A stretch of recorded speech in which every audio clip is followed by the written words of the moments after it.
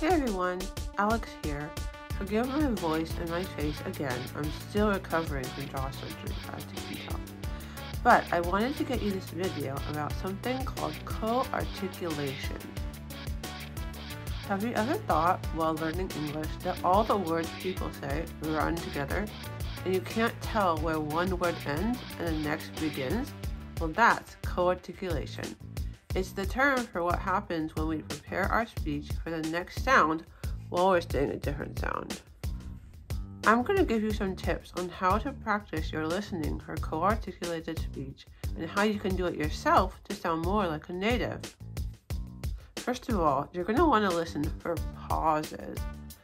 Pauses will give you a hint about word boundaries, and intonation will also give you some clues about the meaning of the message.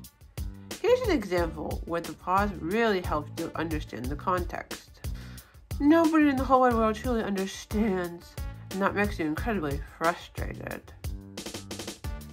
So I know that my speech is a little off, but you could tell in that one sentence that I was going pretty fast, and when I paused, you could really hear the emphasized word. So listen for pauses. Another tip for listening is to listen for commonly coarticulated phrases. Here are some examples. Gonna, whatcha, have to, wanna, probably, in. Now let's talk about how to practice your own coarticulated speech. It will help you sound less like a robot. First, you can shadow other speakers. That means repeat what they say right after they say it. Let's give it a try. I just can't believe everyone's going to be gone for spring break. Don't you think we should probably get a second opinion on that? There's a bottle of soda in the fridge for you, but it doesn't have your name on it.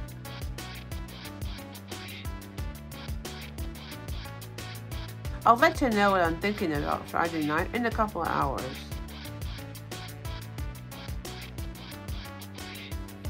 And finally, another way you can practice is by reading aloud. But it's important to note, you should know that reading is formal language most of the time, and usually written text does not use coarticulation, even when you're reading aloud. But despite that, you can use reading aloud for your purposes when you practice coarticulation. Just remember that it's not typical.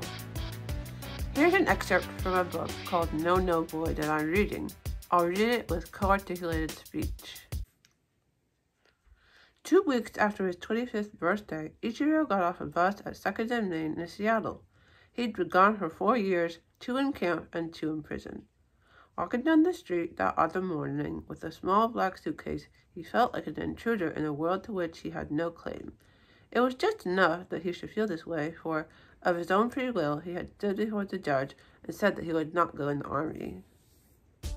So it's kind of subtle, but you can see in my reading that I kind of meshed words together or spoke a little faster.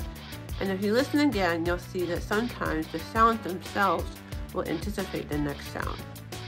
So there you go. That's coarticulation for you. Like and subscribe for more, and let me know what else you want to see. Bye!